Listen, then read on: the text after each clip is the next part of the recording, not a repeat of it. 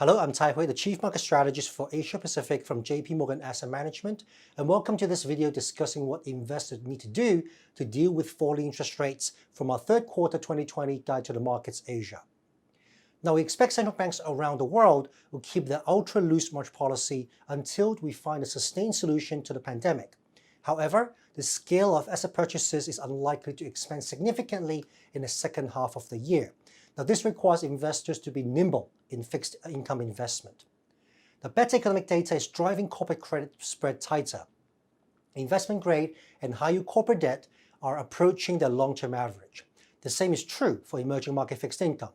Until we make more significant progress in the battle against the pandemic, return from fixed income could come mainly from coupons instead of the rise in bond prices.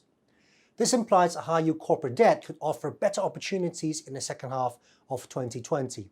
We also note that in previous recessions, corporate credit spreads peak before default rates. So we could still see a rise in default in the US in the months ahead, especially in energy, retail, and travel-related sectors. But some of these bad news has already been reflected in the price. Sector selection is very important. For emerging markets, some countries are still experiencing a rise in new infection, and their governments could struggle to limit the impact on the economy. Investors should be mindful over currency risks in some of these markets. We believe that Asia and China fixed income can strike a balance between income generation and volatility management, since many Asian economies are in a more advanced stage of containing the pandemic. In the case of China, potential international inflow into the onshore market and low correlation with global fixed income markets can also make an interesting and attractive markets for Asian and global investors. Now, to summarize, a low-yield environment is likely to stay, and Asian investors will need to continue to generate yields.